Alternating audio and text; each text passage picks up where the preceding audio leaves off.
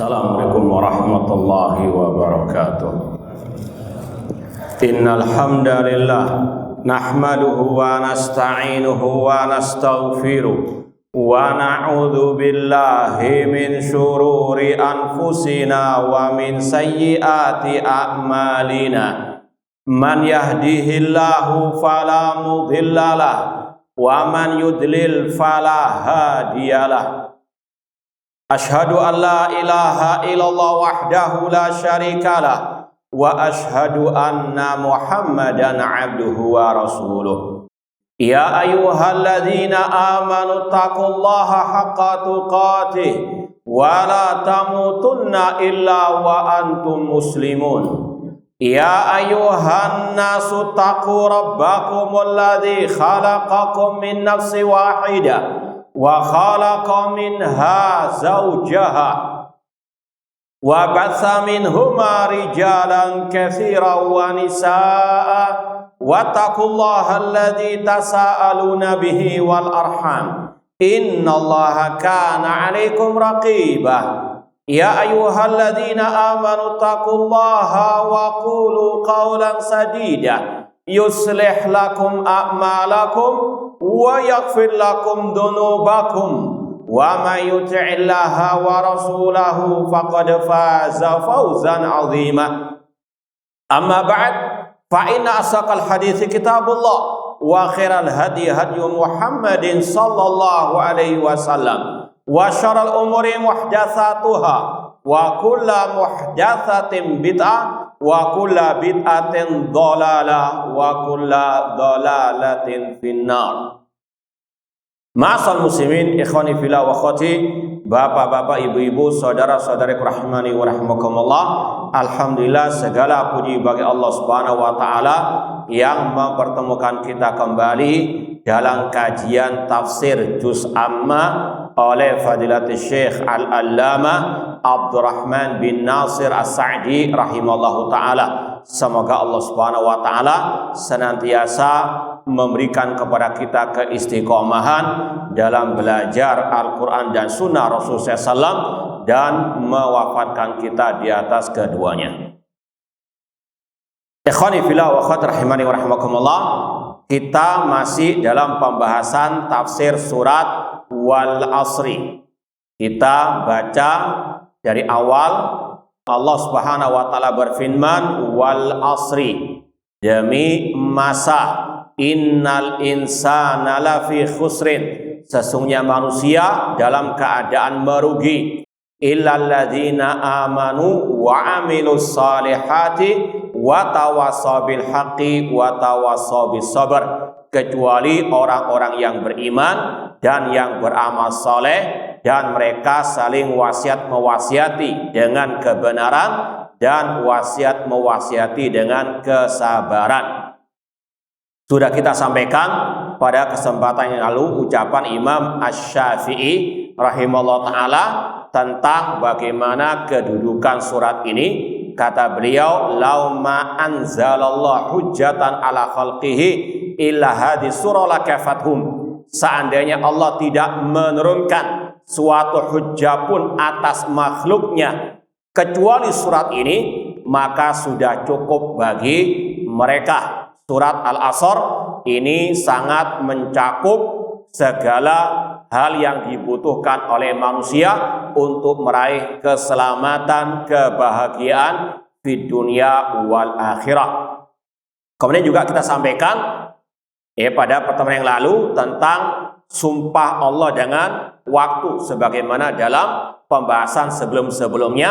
Allah punya hak khusus. Allah Subhanahu wa taala bersumpah dengan apa saja yang Dia kehendaki. Adapun makhluk, adapun kita tidak boleh bersumpah dengan mengatakan demi waktu. Ya, ini sekali lagi kekhususan Allah. Rasul mengatakan, man halafa bi ghairillahi faqad asyraka. Barang siapa yang bersumpah dengan selain nama Allah, maka dia telah berbuat kesyirikan. Kalau kita bersumpah hanya menyebut nama Allah, demi Ar-Rahman, demi Rabbnya langit dan bumi, dan seterusnya. Kemudian sudah kita sampaikan ya ucapan Asy-Syaikh Abdurrahman As-Sa'di, beliau berkata, aqsama ta'ala bil asr alladhi huwa al-lail wan nahar mahallu af'alil ibad wa a'malihim. Allah bersumpah dengan waktu yang di situ ada malam dan siang, tempat manusia berbuat ataupun beramal. Ini juga kita sudah sampaikan, Allah tidaklah bersumpah, kata para ulama, kecuali dengan sesuatu yang penting, yang agung, yang berharga. Di antaranya waktu. Ini adalah hal yang sangat berharga bagi manusia. Ini adalah salah satu nikmat yang Allah berikan kepada hamba-hambanya yang wajib untuk disyukuri.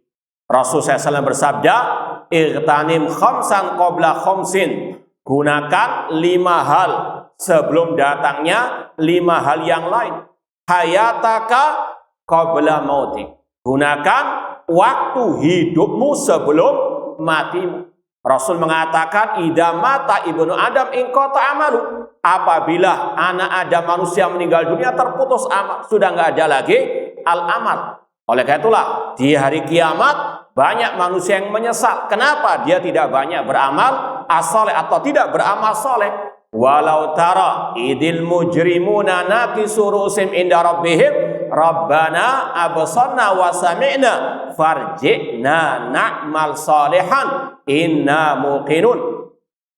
Walau tara, seandainya engkau melihat bagaimana orang-orang kafir, mereka menundukkan wajah mereka di hadapan Allah. Mereka mengatakan, wahai Rabb kami dahulu di dunia mendengar, melihat, maka kembalikan kami ke dunia untuk kami beramal as-saleh. Menyesal, kenapa di dunia waktu mereka tidak digunakan untuk beriman dan beramal as-saleh. Waji'a yauma idzin bi jahannam, yauma idzin yatadzakkarul insanu wa anna lahu dzikra.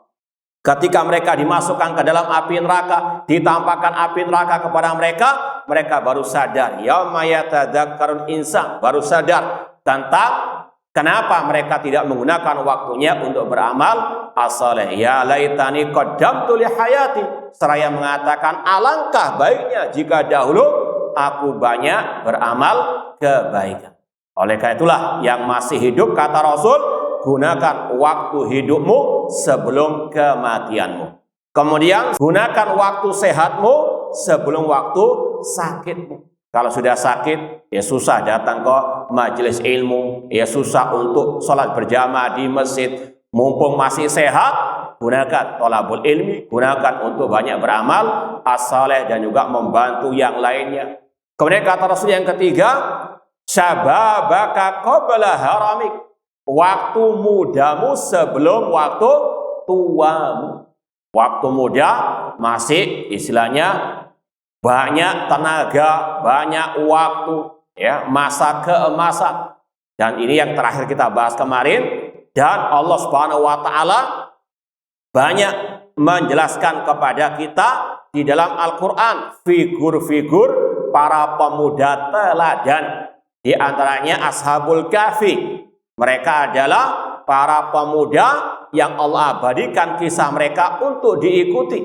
Di antaranya kata Allah, innahum fityatun amanu birabbihim wazidnahum huda. Sesungguhnya Ashabul Kahfi, mereka ada fityatun, para pemuda, amanu, mereka beriman kepada Rabb mereka. Dalam sebagian tafsir para ulama, mengapa mereka Ashabul Kahfi dinamakan Ashabul Kahfi? Karena mereka berlindung di gua. Mereka hijrah dari kampung halaman mereka yang penuh dengan kerusakan, dengan kesyirikan. Mereka rela menghabiskan waktu di gua untuk menyelamatkan akidah, iman, dan tauhid mereka. Sekali lagi, ini yang wajib untuk diteladani oleh para asyabab, yaitu istiqomah di atas akidah, di atas tauhid, ya. Sekali lagi, meskipun tidak harus masuk gua, namun sekali lagi yang utama tadi yaitu adalah istiqomah di atas al-aqidah as-sahihah dan menghabiskan waktu untuk betul-betul beribadah kepada Allah, tidak untuk bergelimangan dengan maksiat ataupun nafsu asyahawat. Kemudian yang keempat kata Rasul, gunakan faraghaka qabla syughrik. Gunakan waktu luangmu sebelum datang waktu sibukmu.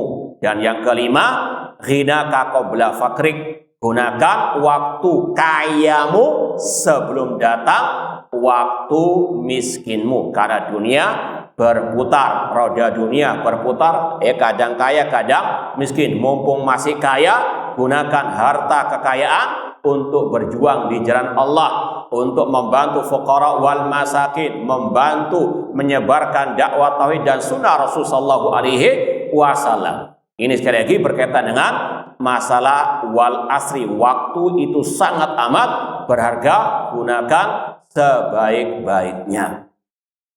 Kemudian kata Allah, innal insana lafi khusrin. Ini yang sudah sering kita sampaikan dalam kaidah al-qasam. Dalam bahasa Arab, sumpah itu terdiri dari berapa bagian? Ada 3. Yang pertama, adatul qasam, huruf qasam. Di sini apa hurufnya? Wawu. Kemudian al-muqsam bihi yang dijadikan sumpah yaitu apa? Al-asri. Biasanya setelah huruf qasam, huruf sumpah, maka setelahnya itu pasti kasrah, wal asri wal fajri, wal laili dan seterusnya. Kemudian apa inti sumpahnya? Ini inti sumpahnya. Kata Allah, innal insana lafi khusrin. Sesungguhnya manusia secara umum dalam kerugian. Ini untuk kita betul-betul perhatikan. Secara umum kata Allah, semua manusia dalam keadaan merugi.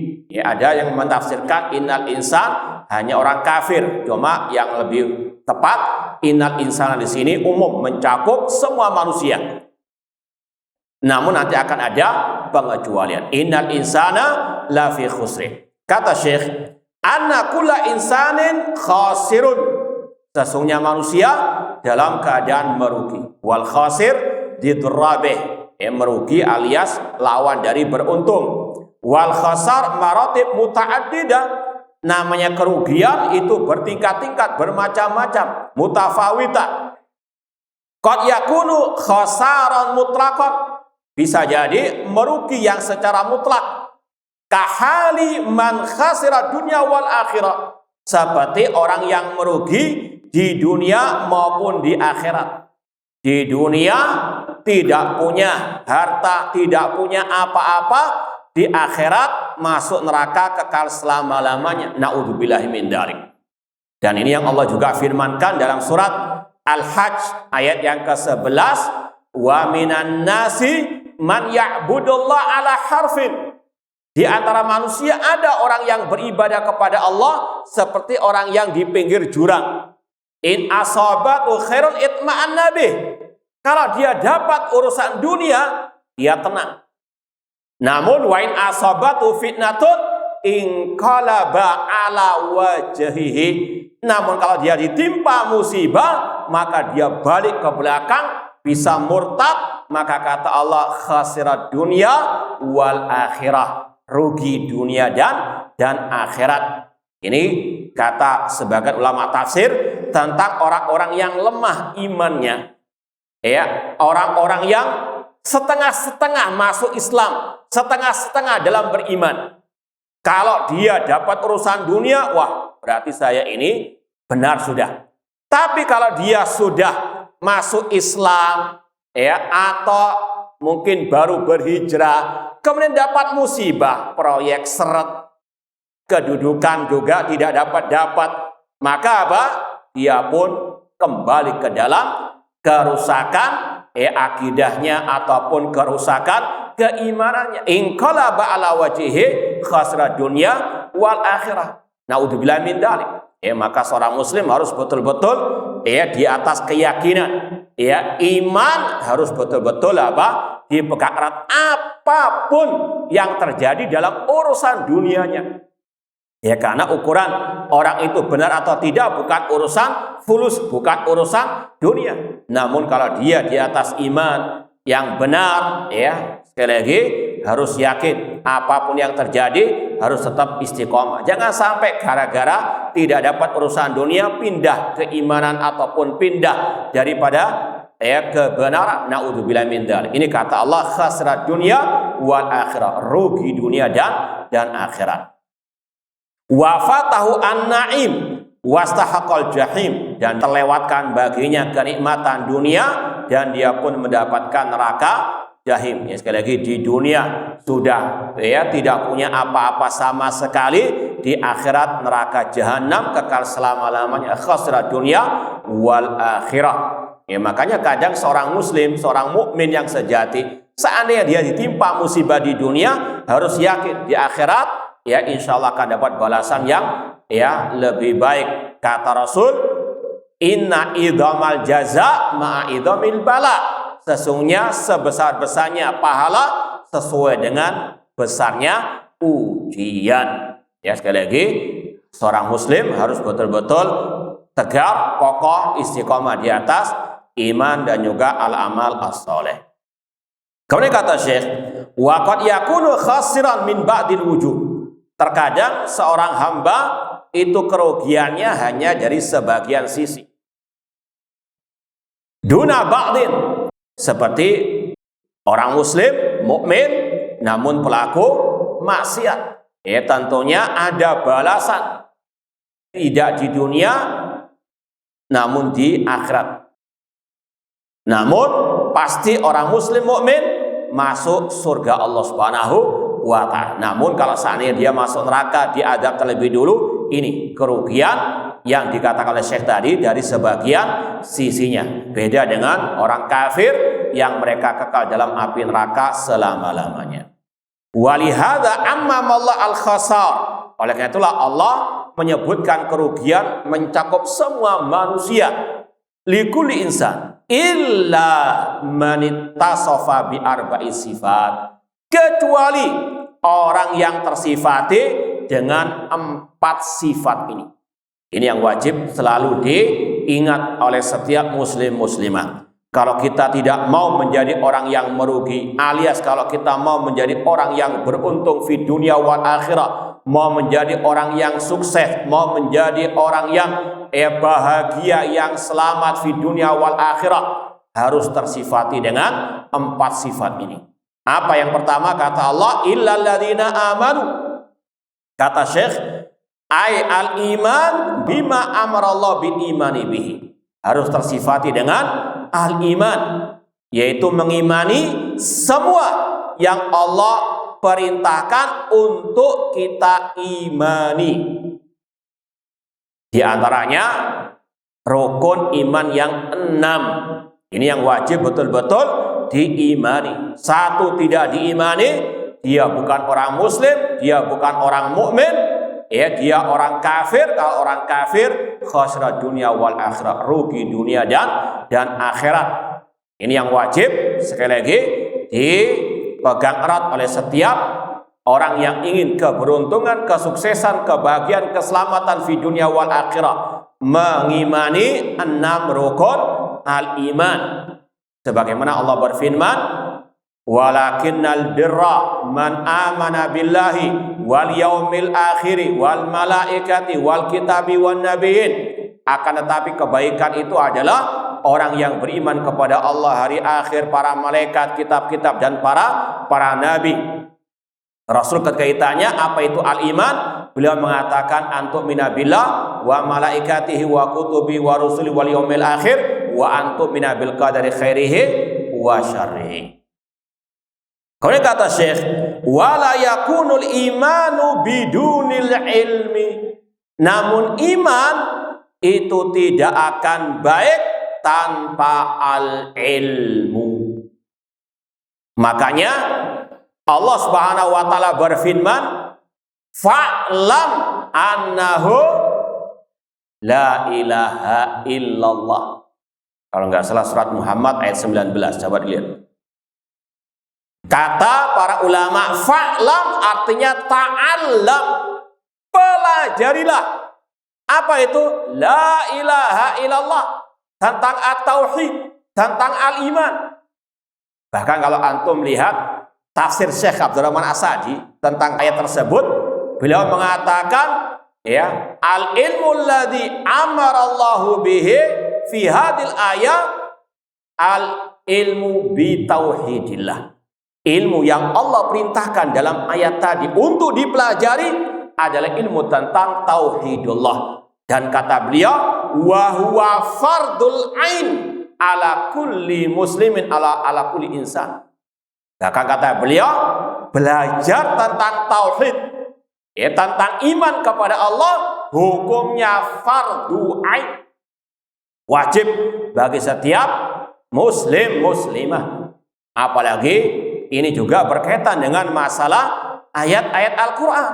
Ayat-ayat Al-Quran penuh dengan masalah at-tauhid. Kata Ibnu Qayyim rahimahullah, Al-Quran kullu tauhid. Al-Quran semuanya tentang at-tauhid, dan kita diperintahkan mempelajari Al-Quran. Di antara isinya tentang at-tauhid, tentang al-iman billah. Bahkan ayat yang paling mulia dalam Al-Quran, ayat tentang at-tauhid, tentang iman kepada Allah, yaitu ayat apa? Ayat kursi. Ya ikhwani fillah wa akhwati rahimani wa rahimakumullah. Kata beliau, wala yakun iman bidunil ilmi. Tidaklah iman itu akan bisa lurus, bisa benar tanpa al-ilmu. Oleh karena itulah para ulama mereka menulis kitab-kitab tentang al-aqidah. Seperti Imam Abu Hanifah rahimahullah, kitabnya Fiqhul Akbar tentang akidah. Imam Ahmad punya kitab Ushulus Sunnah tentang akidah. Muridnya Imam Syafi'i yang bernama Imam Muzani punya kitab Syarh Sunnah tentang masalah al-iman. Ya, ini sekali lagi yang wajib dipahami setiap muslim muslimah, wajib belajar tentang akidah, wajib belajar tentang at-tauhid, tentang al-iman. Bahkan kata Imam Al-Lalikai yang hidup di abad ke-5 Hijriah, dalam kitab beliau Syarh Ushul I'tiqad Ahlussunnah wal Jamaah, beliau mengatakan, inna aujaba ma'alal mar'i ma'rifatu usuluddin wa ma kallafallahu bi ibadahu min fahmi tauhidihi wa sifatihi. Sesungguhnya yang paling wajib dipelajari atas seorang hamba adalah ma'rifatu usuluddin, memahami tentang akidah, landasan agama, dasar-dasar keimanan. Dan apa yang Allah wajibkan atas mereka dari memahami tauhidnya dan tentang sifat-sifat, tentang al-iman billah. Ini kata Imam Al-Lalikai yang bermadzhab Syafi'i, ya, ilmu yang paling wajib dipelajari. Maka tidak boleh seorang hamba malas belajar al-aqidah. Kalau dia semangat belajar masalah tohara, belajar masalah fikih, salat fikih, muamalah atau akhlak, maka harus lebih semangat lagi belajar tentang al-aqidah, tentang al-imanu billah. Dan iman tidak akan bisa baik tanpa al-ilmu. Ya, fa'lam annahu la ilaha illallah. Kemudian fahuwa far'un anhu, yaitu bagian daripada al-iman. La yatimu illa bihi, tidak sempurna iman tanpa al-ilmu. Nah, kemudian kata Syekh, wal amalu soleh, sifat yang kedua, kalau orang itu tidak mau merugi setelah al-iman, harus beramal as-soleh. Iman itu sebagai landasannya. Amal soleh tanpa iman, ini seperti orang salat tanpa wudu, tidak sah. Wa may yakfur bil iman faqad habita amaluh. Barang siapa mengkufuri keimanan, maka gugur semua amal ibadahnya. Maka iman yang pertama sebagai landasan, sebagai pondasi, baru al-amal as-saleh. Wa hadza syamilun li af'alil khairi kulliha. Amal saleh ini mencakup semua amal, ya, baik amalan hati, amalan lisan atau amalan anggota badan, adh-dhahira wal batina, yang lahir maupun yang batin. Jangan disempitkan amal soleh itu hanya sholat, puasa, zakat, haji. Namun sekali lagi, amal soleh mencakup amalan hati. Wa tawakkal 'alal hayyil ladzi la yamut. Bertawakallah kepada zat yang maha hidup, tidak akan pernah mati. Tawakal itu amalan hati. Kita membenarkan semua kabar berita dari Allah dan Rasulnya, membenarkan semua sifat-sifat Allah, menetapkan semua sifat-sifat Allah yang tercantum dalam Al-Quran dan Sunnah. Itu bagian daripada apa? Amal soleh juga. Adanya al-wala wal bara karena Allah, cinta dan benci karena Allah, itu bagian daripada al-amal as-soleh, ad-dhahira wal batina. Al-muta'alliqa bihuquqillah, entah yang berkaitan dengan hak Allah, ya orang itu tadi sholat, puasa dan seterusnya. Kemudian wa huquqi ibadihi, amal saleh juga mencakup hak-hak hamba. Dan ini yang pernah kita sampaikan berkaitan dengan ayat yang dikenal dengan ayat huquqil asra, ayat yang berkaitan dengan 10 hak yang wajib ditunaikan. Ada yang hafal ayatnya? Nah, ayat yang dikenal ayat huquqil asra. Siapa yang hafal ayatnya? Nggak tahu atau pura-pura nggak tahu? Hah? Surat An-Nisa, wa'budullaha wa la tusyriku bi syai'a. Beribadahlah kepada Allah, jangan berbuat syirik. Wa bil walidaini ihsana wa bil qurba wal yatama wal masakin wal jari dzil qurba wal jaril junubi was sahibi bil jambi wa ibnis sabil wa ma malakat aymanukum. Beribadah kepada Allah, jangan berbuat syirik. Berbakti kepada orang tua, berbuat baik kepada karib kerabat, kepada anak yatim, kepada fakir miskin, kepada tetangga yang dekat atau tetangga yang ada tali kekerabatan, dengan tetangga yang jauh, dengan sahibi bil jambi, ya sahabat ataupun istri. Kemudian wabni sabil, musafir yang terputus perbekalannya. Kemudian wa ma malakat aimanuk, budak-budak ataupun binatang ternak. Ini amal soleh yang berkaitan dengan hak Allah dan juga hak-hak hamba Allah Subhanahu wa taala. Al-wajib wal mustahabah, entah amal yang wajib ataupun yang mustahab, yang sunnah. Yang penting dikatakan amal itu soleh kalau ikhlas dan ittiba, mengikuti ajaran tuntunan Nabi Sallallahu Alaihi Wasallam. Imam Ibnu Katsir ketika mentafsirkan ayat terakhir dari surat Al-Kahfi, faman kana yarju liqa'a rabbih falyamal amalan shalihan wa la yusyrik bi ibadati rabbih ahada. Barang siapa yang mengharapkan perjumpaan dengan Rabbnya, hendaklah dia beramal saleh dan tidak berbuat syirik kepada Allah dalam ibadah dengan sesuatu atau dengan siapapun. Kata beliau, hadzani ruknal amal mutaqabbal. Inilah dua syarat amal yang diterima, yaitu kata beliau an yakuna khalisan lillah, amal tersebut harus ikhlas karena Allah dan ala wifqi syariati Muhammad sallallahu alaihi wasallam, dan sesuai dengan syariat Nabi Muhammad sallallahu alaihi wasallam. Kemudian kata beliau wattawasi bil haqqil ladzi huwal iman wal amalus saleh. Dan kalau orang itu mau sukses, beruntung, mau bahagia, selamat di dunia wal akhirah, harus tersifati dengan watawasa bil haq, saling wasiat mewasiati dengan kebenaran. Seorang muslim tidak hanya memikirkan dirinya sendiri, harus juga apa? Memikirkan saudaranya. Kata Rasul, la yu'minu ahadukum hatta yuhibba li akhihi ma yuhibbu li nafsihi minal khair. Tidak sempurna iman salah seorang di antara kalian sampai dia mencintai untuk saudaranya seperti dia mencintai untuk dirinya sendiri. Kalau dia mencintai dirinya untuk bertauhid, istiqomah di tauhid di atas sunnah Rasulullah, maka dia sampaikan tauhid, dia sampaikan sunnah Rasul kepada saudaranya tersebut. Ini bentuk al-hub, ya, cinta kepada ya sesama orang-orang yang beriman. Wa tawasabi al-haq, ya, dan kebenaran, al-haqqu min rabbika, kebenaran dari Rabb, yaitu dari wahyu Allah, dari Al-Quran dan Sunnah Rasul sallallahu alaihi wasallam.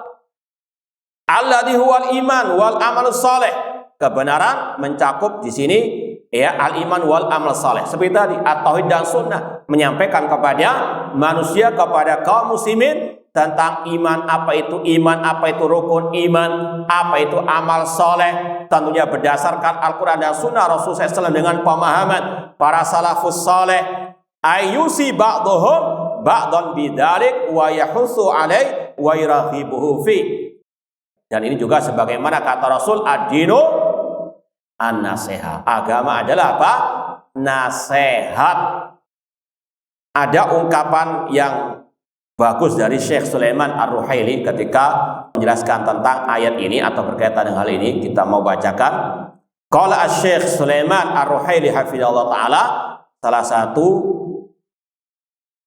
khatib dan imam Masjid Quba Madinah dan juga pengajar di Masjid Nabawi. Beliau berkata, wa idza ra'a ahaduhum min akhihi naqsan aw kasalan awsahu fima bainahu wa bainahu. Apabila seorang mukmin melihat saudaranya berbuat kekeliruan, khilaf, kesalahan atau malas dalam beramal soleh, maka dia mewasiatinya, menasihatinya berdua empat mata. Ya, sekali lagi ini kata beliau, fima bainahu wa bainah wa harisa ala an yad'u ilal khair, dan berantusias, bersemangat menyerunya kepada kebaikan. Li'anna yuhibbu li akhi ma yuhibbu li nafsi, karena dia mencintai untuk saudaranya seperti dia mencintai untuk dirinya sendiri. Kata beliau, wa hadhihi sifatu ahlil akhlaq. Inilah sifat orang yang berakhlakul karimah. Ini sekali lagi ya berkaitan dengan wa tawassaw bil haq wa tawassaw as-sabr. Harus juga niat yang baik dengan cara yang baik. Kalau saudaranya keliru dalam keadaan tersembunyi, kesalahan pribadi, kesalahan privasi, tidak dia sebarkan di hadapan umum, maka nasihatinya juga apa? Tidak di hadapan umum, berduaan empat mata dengannya. Sebagaimana kata Imam Asy-Syafi'i rahimahullah, ta'ammadani binushika fin firadi wa jannibna nasiha bainal jama'ati. Hendaklah engkau menasihatiku ya dengan cara sembunyi-sembunyi. Wa jannibna nasiha bainal jama'ah. Jangan engkau nasihat itu di hadapan umum. Kalau engkau melihat aku salah, maka tegur dengan apa? Cara rahasia. Kata beliau, wa hadhi sifatu akhlaqil karimah yusuna man yarawna fihi taksiran khasan fi nafsihi. Menasehati orang yang keliru ya secara pribadi keliruannya, secara privasi tersembunyi kesalahannya, nasihati juga dengan apa? Secara tersembunyi. Wala yansyuruna dzalik bainan, tidak menyebarkannya di hadapan umum, tidak nulis di medsos ya, kesalahan yang bentuknya pribadi, privasi, tertutup, tersembunyi, nasihati dengan apa? Tersembunyi. Ini min sifat ahli al-akhlaqil karimah, wala yansyuruna dzalik bainan nas wala yaibunahu, dan tidak mencaci makinya di hadapan umum atau min warai dhari, dari belakangnya, wala yusunahu ya idza iltaqa bihi. Yang aneh kalau ketemu tidak menasehati, tapi di belakang ya mencaci maki, menghibah, bahkan lebih parah dari itu menuduh dengan tuduhan-tuduhan yang dusta. Pada Rasul bersabda, man qala fi mu'minin ma laisa fihi hubisa fi radghatil khabar hatta ya'ti bil makhraj mimma qala. Kata Rasulullah SAW, barang siapa yang mengatakan tentang orang mukmin, menuduh orang mukmin yang tidak ada pada diri orang mukmin tersebut, maka dia akan dipenjara dalam kotoran para penghuni api neraka sampai dia keluar dari apa yang dia kata. Naudzubillahi min dzalik. Ya, maka sekali lagi termasuk akhlak mulia, kalau kesalahannya secara pribadi, sampaikan nasihat secara apa? Pribadi. Ya, atau kalau sekarang intinya apa, istilahnya apa, di jabrin. Ya, ini sekali lagi akhlakul karimah. Tapi beda kalau kesalahannya di hadapan umum, menyebarkan postingan-postingan, tulisan-tulisan di medsos yang menyesatkan, maka boleh dibantah secara apa? Terang-terangan. Sebagaimana kata Syekhul Islam Ibnu Taimiyah rahimahullah, ya, al-munkar idza dhahara alaniyatan yajib ingkaru alaniyatan. Kemungkaran, kesesatan yang terang-terangan di hadapan umum menyebar di mana-mana, maka boleh diingkari secara apa? Terang-terangan. Jangan yang kesalahannya terang-terangan disuruh jepri, yang kesalahannya tersembunyi disebarkan di hadapan umum di medsos. Ini terbalik. Baik. Kemudian kata beliau, wattawasi bisabr ala taatillah. Kemudian wasiat mewasiati dengan kesabaran untuk taat kepada Allah, wa an maksiatillah, meninggalkan maksiat kepada Allah, wala aqdarillah. Ini yang keempat, ya, harus ada as-sabar. Dan keempat-empat ini disampaikan oleh Imam Ibnu Qayyim rahimahullah termasuk bagian daripada jihad di jalan Allah Subhanahu wa taala. Ya, kalau antum baca kitab Zadul Ma'ad, terutama jilid yang ketiga, beliau sebutkan tingkatan-tingkatan jihad. Ada 4 tingkatan jihad. Yang pertama jihadun nafsi, jihad melawan diri sendiri. Itu dengan 4 tingkatan ini: ilmu, amal, dakwah, dan sabar. Kemudian jihad yang kedua, jihad melawan setan, yaitu jihad dengan ilmu dan dengan kesabaran. Kemudian yang ketiga, jihad melawan orang kafir, orang munafik, dengan hati, lisan, jiwa raga, dan harta benda. Kemudian yang keempat, jihad melawan pelaku kemungkaran dan kezaliman serta kebid'ahan dengan hati, lisan, dan anggota badan. Ini sekali lagi termasuk jihad di jalan Allah, ya, 4 hal ini: ilmu, amal, dakwah, dan as-sabar. Fabil amrain al-awalain yukamil abdu nafsahu. Dengan 2 hal tadi, seorang hamba telah menyempurnakan dirinya. Wabil amrain al-akhirah ini yukamil ghairahu. Iman, amal soleh untuk dirinya. Kemudian yang kedua, watawasau bil haq watawasau sabar untuk yang lainnya. Wa bitakmil umur arba'ah yakun abad qasalim al khasar wa faza birribi al-azim. Maka dengan 4 hal inilah seorang hamba akan selamat dari kerugian di dunia wal akhirah. Semoga Allah Subhanahu wa taala menjadikan kita termasuk orang-orang yang tidak merugi di dunia wal akhirah, dan semoga Allah menyelamatkan kita di dunia wal akhirah. Kurang lebihnya mohon maaf. Wa jazakumullahu khairan. Aqulu qouli hadza wa akhiru da'wana anil hamdulillahirabbil alamin. Wassalamualaikum warahmatullahi wabarakatuh.